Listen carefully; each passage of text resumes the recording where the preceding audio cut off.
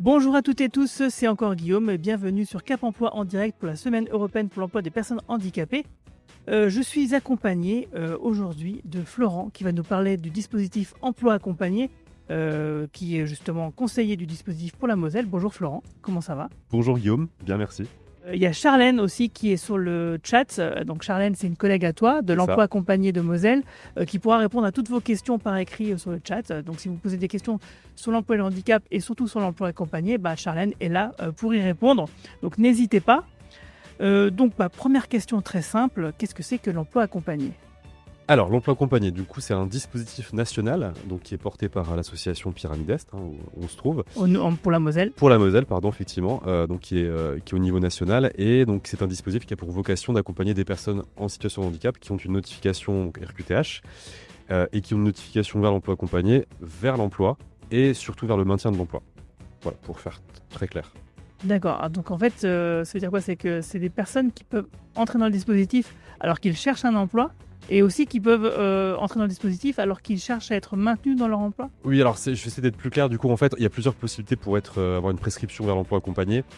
Donc ça fait par un dossier MDPH directement, donc où les personnes cochent la case MDPH au niveau du dossier. Donc ils sont orientés vers nos services, on les reçoit du coup quand ils sont sur liste d'attente, parce qu'on a une liste d'attente conséquente comme beaucoup de dispositifs, et on les reçoit et on fait un peu le point sur leur situation. Ça c'est la première partie pour être orienté.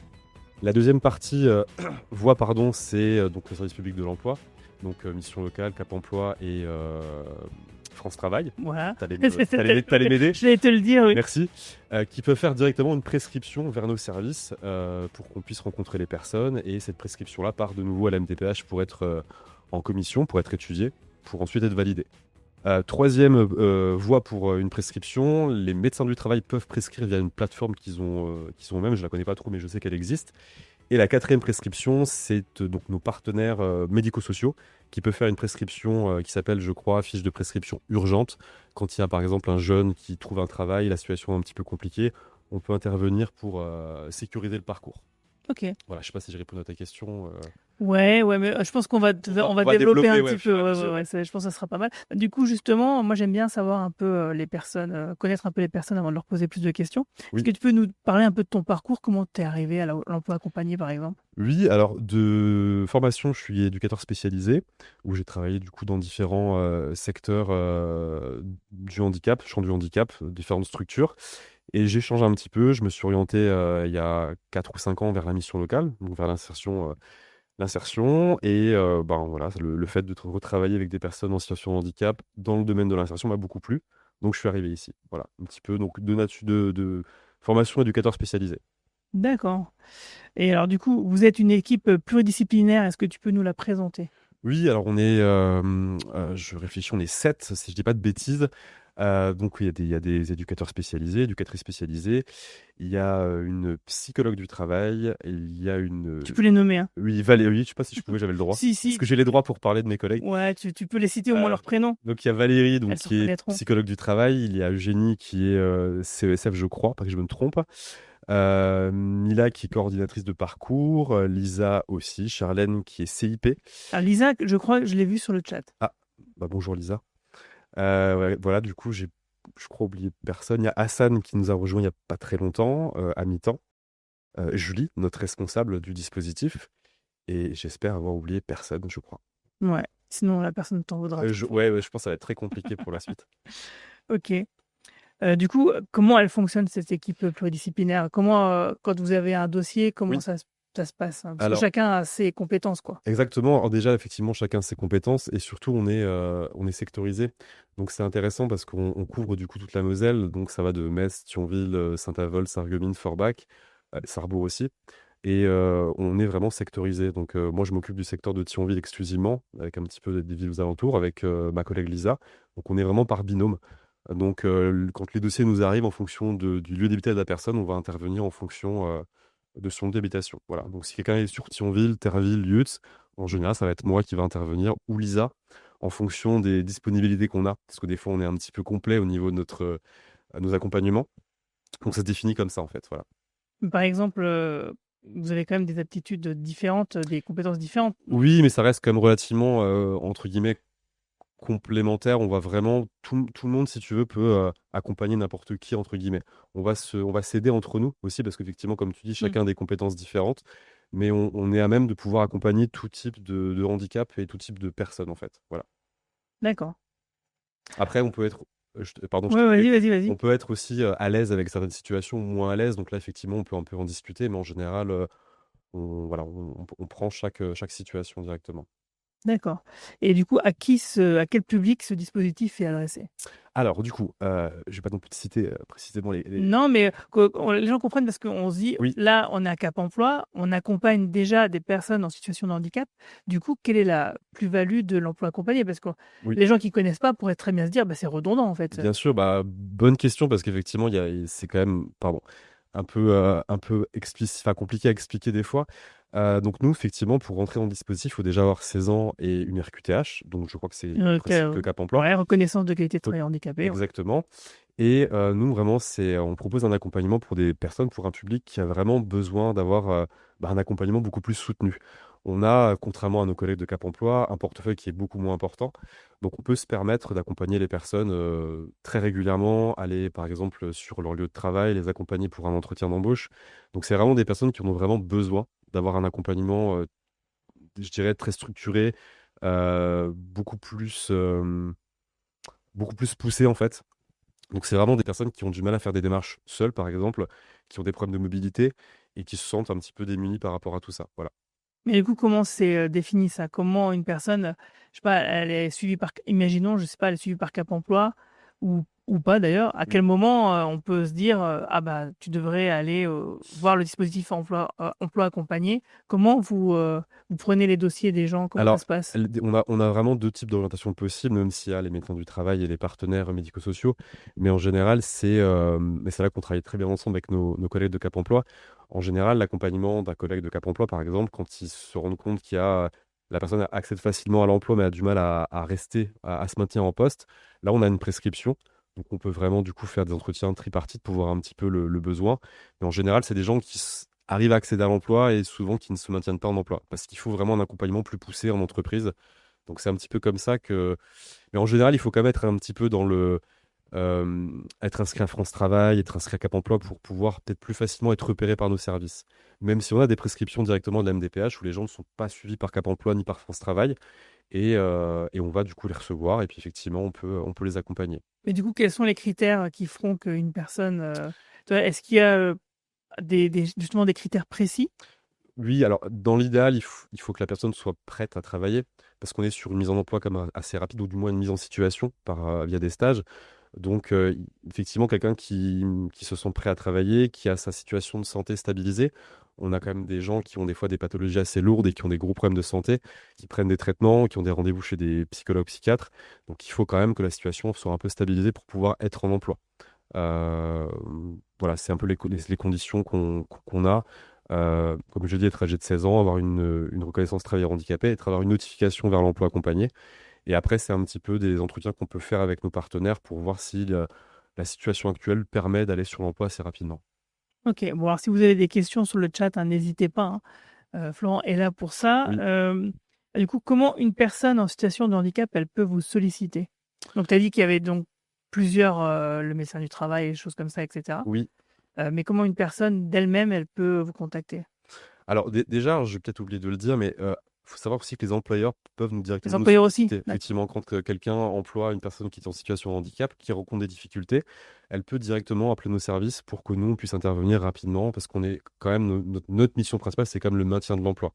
Donc c'est vraiment pour ça aussi où, comme tu disais, il y a une plus-value, c'est vraiment d'aller directement sur le poste de travail. Et pour répondre à ta question, comment elle peut nous solliciter?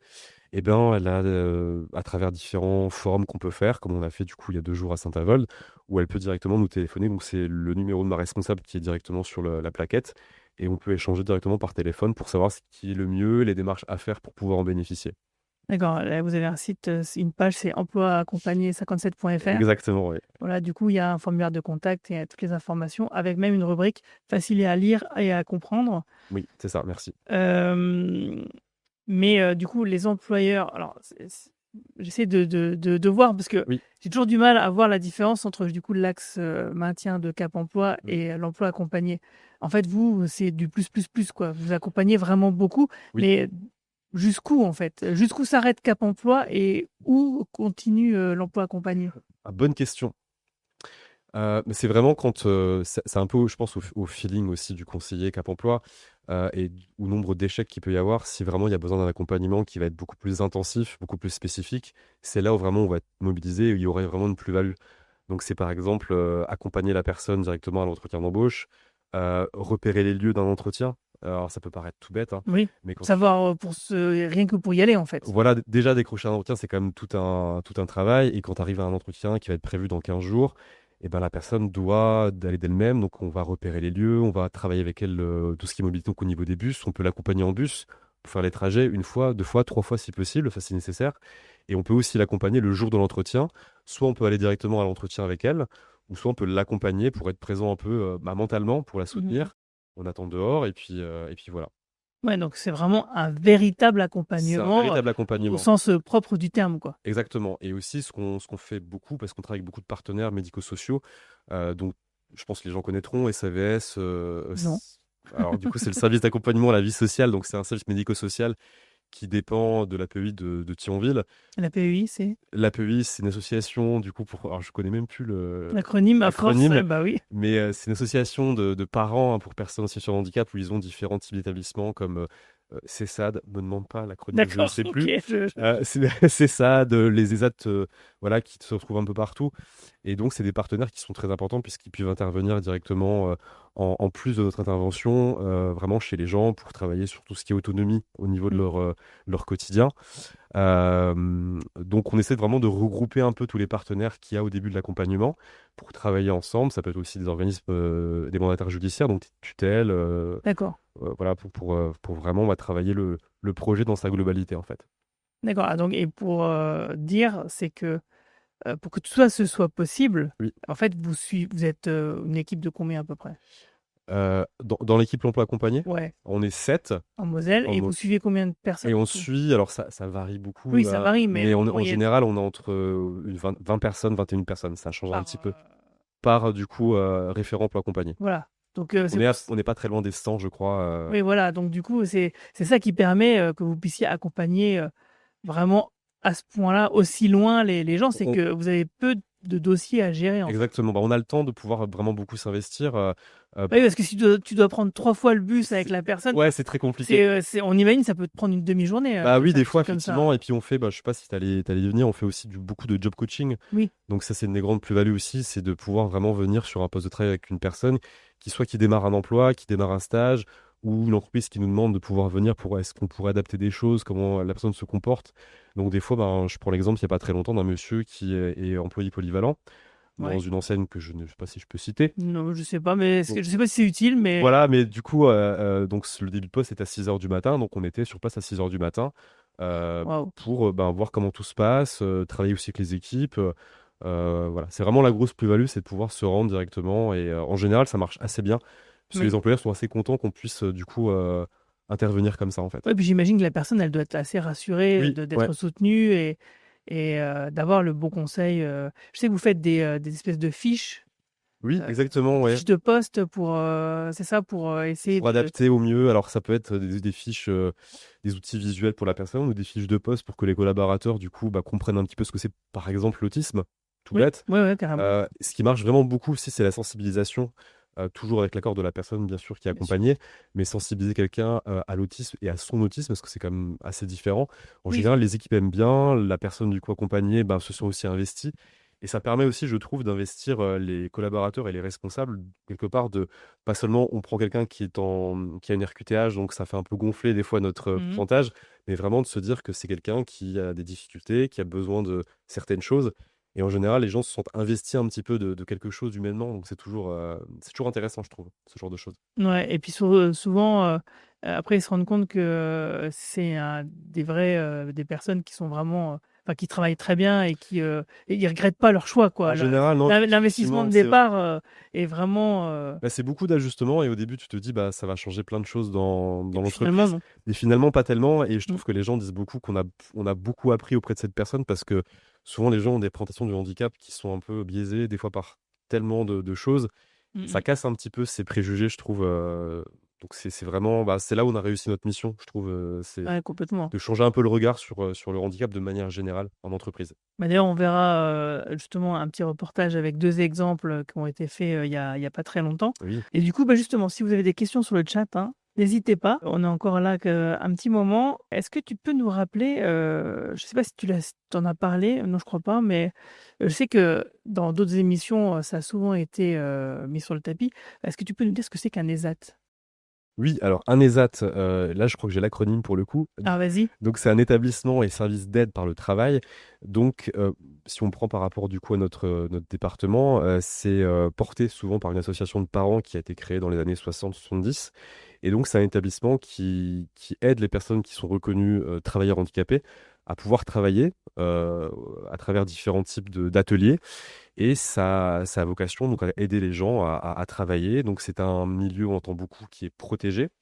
Donc contrairement au milieu ordinaire, c'est un milieu qui est protégé, où tu vas Qui est trouver dédié à ça, en qui est fait. dédié exclusivement aux personnes qui ont une reconnaissance, où il y a différents types d'ateliers, ça va être de la cuisine, beaucoup d'espaces verts, parce que ça marche effectivement assez bien.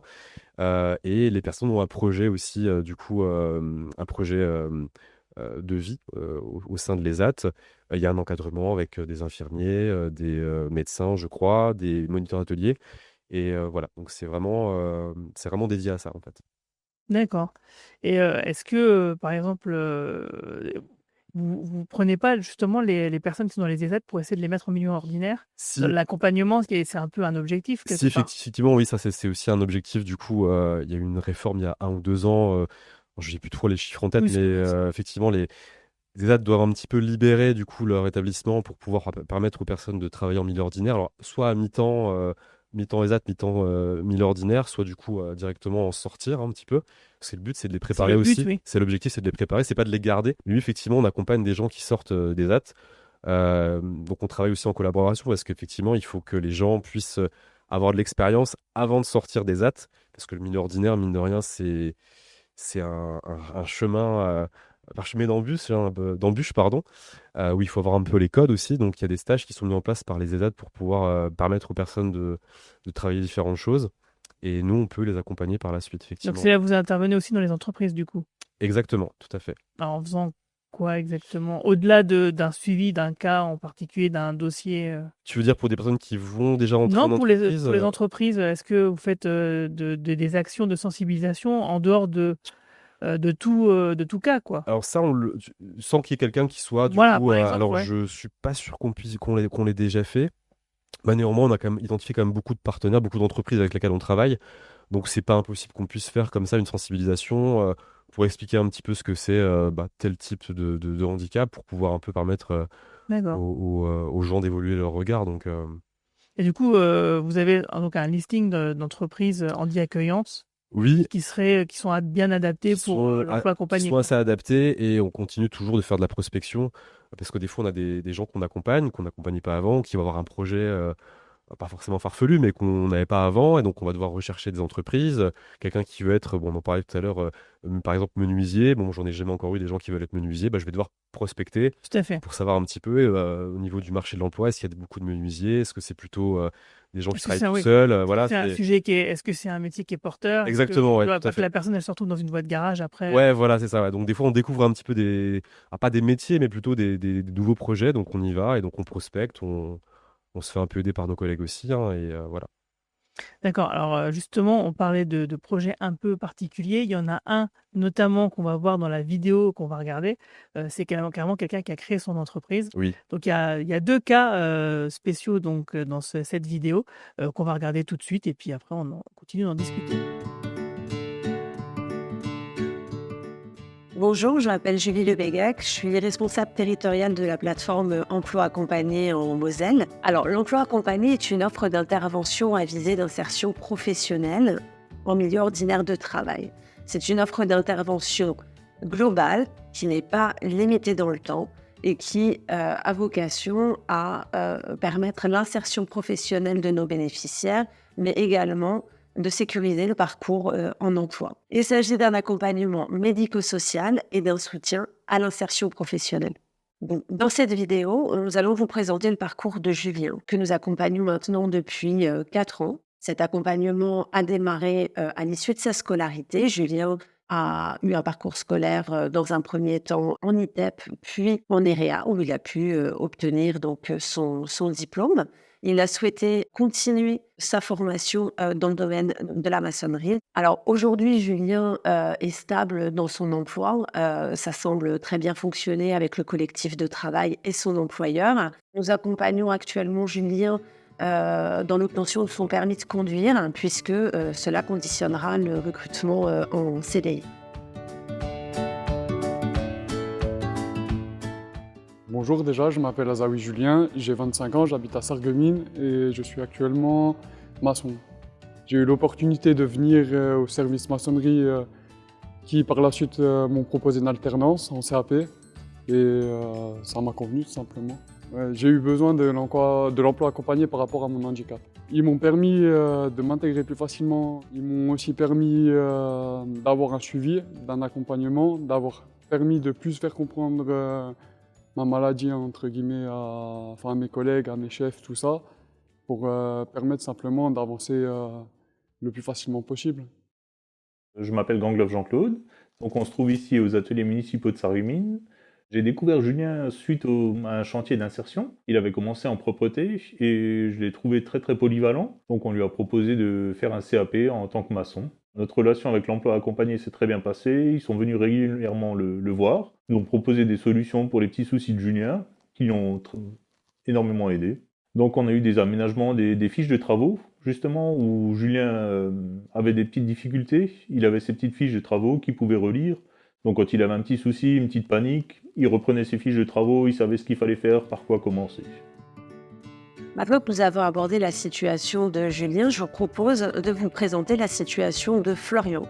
Une situation un petit peu plus atypique au sein du dispositif, puisqu'avec Florian, on a travaillé sur un projet de création de sa propre activité dans le domaine du nettoyage de véhicules automobiles. À l'issue de son parcours en Ulysse Pro, nous avons commencé à accompagner Florian, qui a démarré en service civique. L'objectif était d'acquérir une posture professionnelle au sein d'une entreprise dans un cadre souple et bienveillant pour permettre ensuite un accès à l'emploi. Le projet professionnel de Florian était donc de travailler dans le domaine de l'automobile. Il a commencé par faire différents stages au sein de concessions où il a pu acquérir les gestes professionnels. Ça nous a permis également, au titre de l'emploi accompagné, de faire un bilan de ses capacités, de ses points forts et également de ses besoins en termes de compensation sur le poste. À l'issue de ça, des adaptations ont pu être faites qui ont ensuite été transférées dans le cadre de son activité. L'opportunité pour Florian était de pouvoir travailler en lien avec une entreprise dans le cadre de la sous-traitance. Il s'avère que les entreprises qui ne répondent pas à leurs obligations d'emploi peuvent faire appel à des travailleurs handicapés qui créent leur activité en nom propre et ensuite déduire ça de leur contribution. Ce qui présente un avantage aussi bien pour les personnes qu'on accompagne, qui peuvent donc ainsi compléter leurs ressources, et pour les entreprises, c'est donc gagnant-gagnant.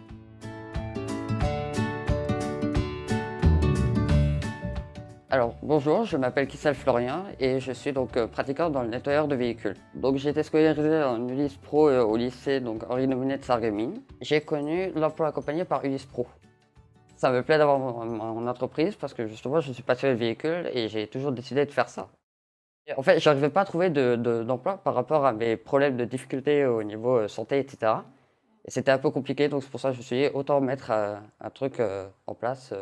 J'ai toujours voulu effectivement avoir cette entreprise. En fait, j'ai rien voulu faire d'autre mis à part ça, quoi.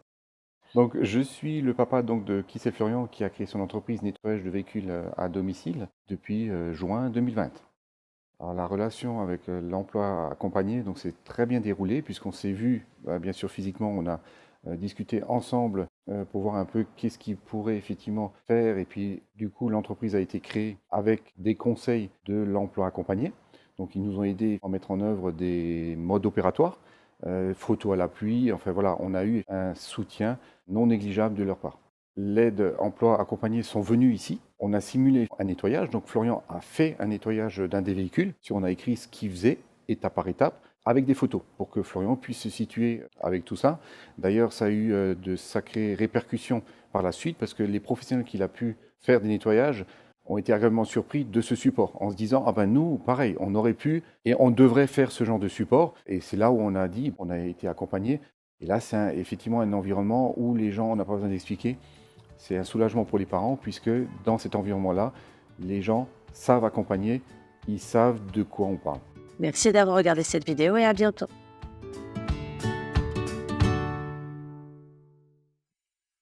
Et nous revoici après ces 2 témoignages très intéressants. Donc on a vu quelqu'un carrément créer sa propre entreprise, sa propre petite entreprise. C'est ça, oui. Donc là, il y a quand même une fierté quand même derrière. Ah oui, vraiment, bah aussi bien pour lui, déjà, je pense il est très fier de ce qu'il a pu faire.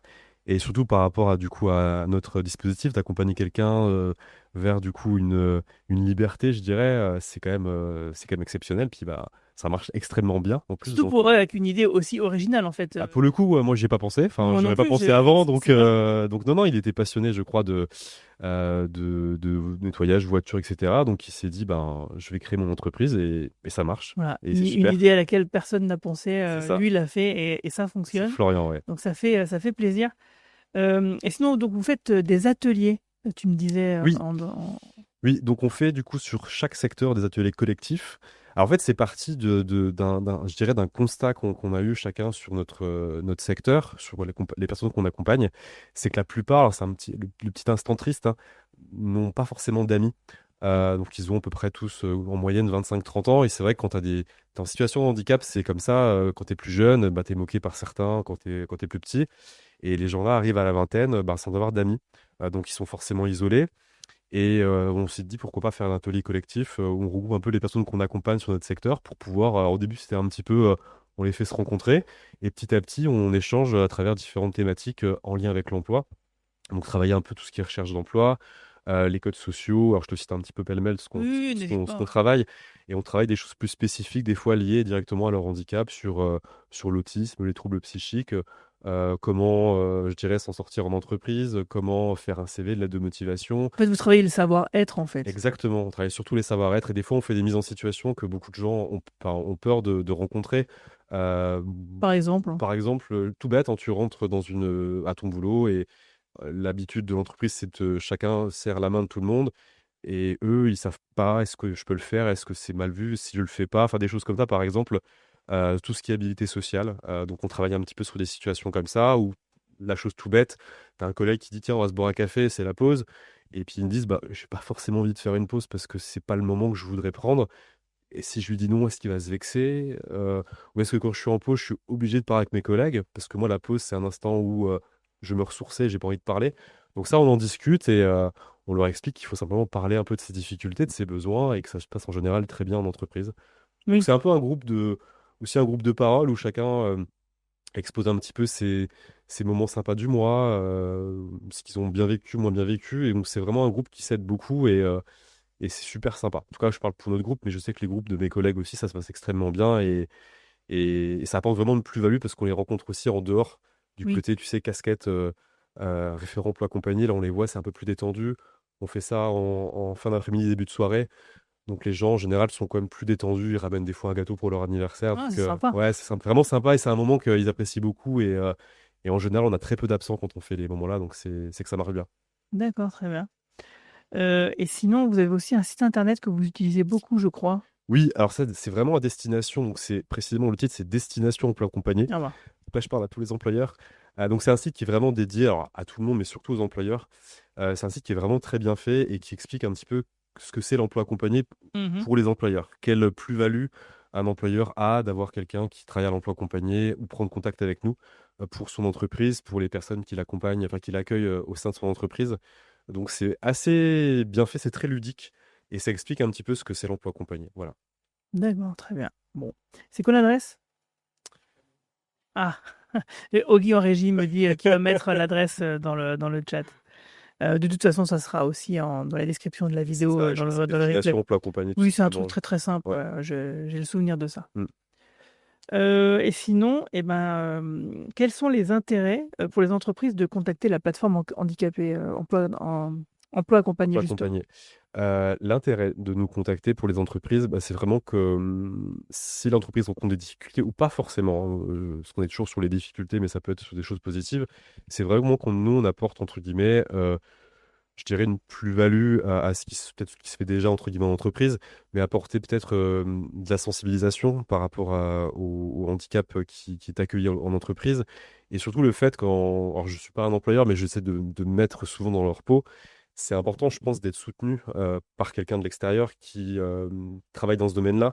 Parce qu'effectivement, quand on accueille, alors je viens souvent à quelqu'un qui va être autiste ou qui a des troubles psychiques, c'est vrai que ça peut être compliqué au niveau d'une équipe de travailler avec quelqu'un qui a des restrictions, surtout sociales. En entreprise, il y a beaucoup de choses euh, qui sont au niveau du langage corporel où on ne se rend pas forcément compte et ça peut être compliqué pour une équipe à gérer. Donc le fait d'avoir quelqu'un qui va venir, qui va expliquer qui est à l'extérieur, à l'entreprise, ça peut vraiment apporter une plus-value et une tranquillité, je dirais, de management aussi.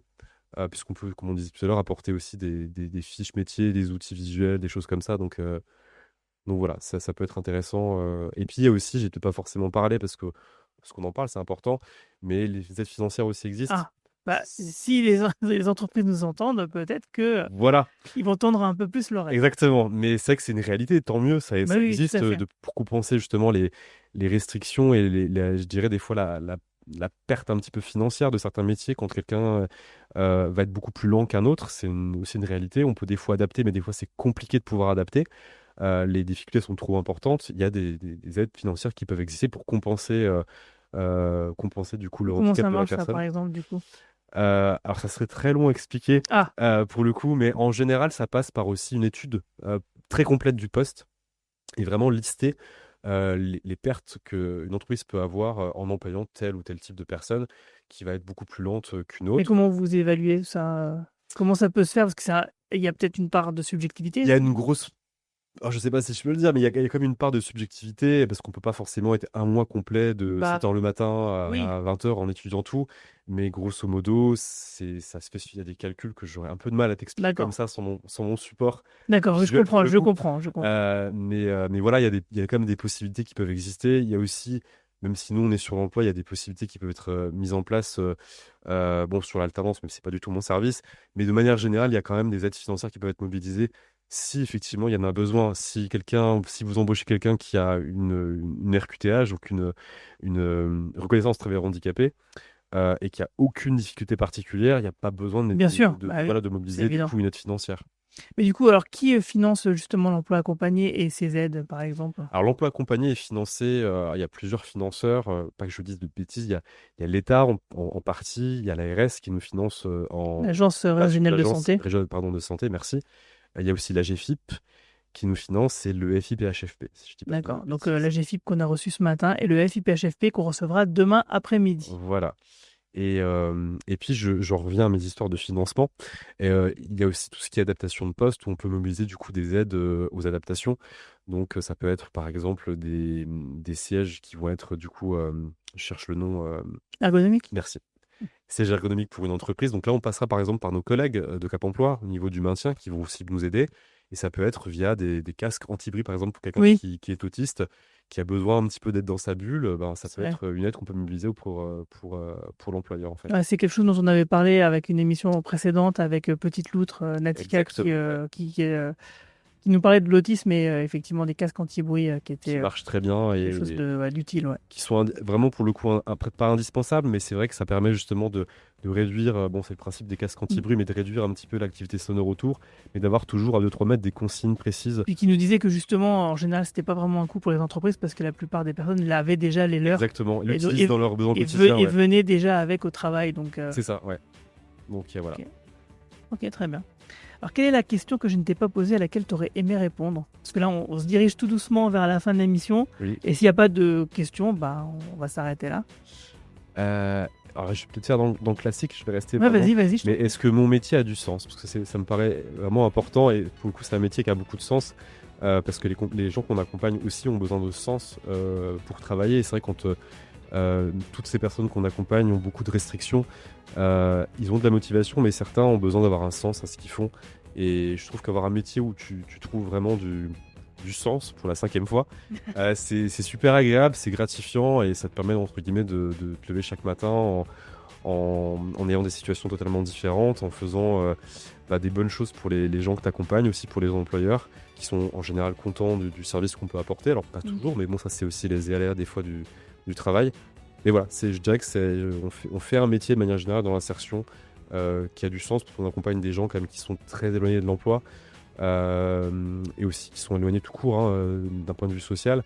Donc des fois, le fait de les accompagner, on n'est pas tout de suite à l'emploi, on est juste simplement sur un accompagnement et c'est déjà beaucoup pour ces personnes-là, le fait d'être écoutées, entendues sur leurs projets qui des fois sont pas forcément réalisables, qui le seront peut-être un jour, mais le fait d'être là à un instant de leur vie, c'est quand même des choses qui sont sympas à vivre. Ok. Bon, bah, merci Florent. Merci Guillaume.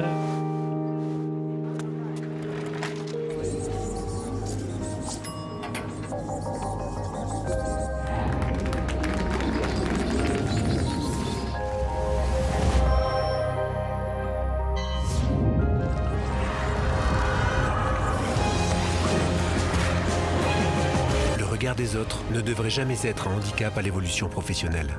On peut tous agir contre la discrimination au travail.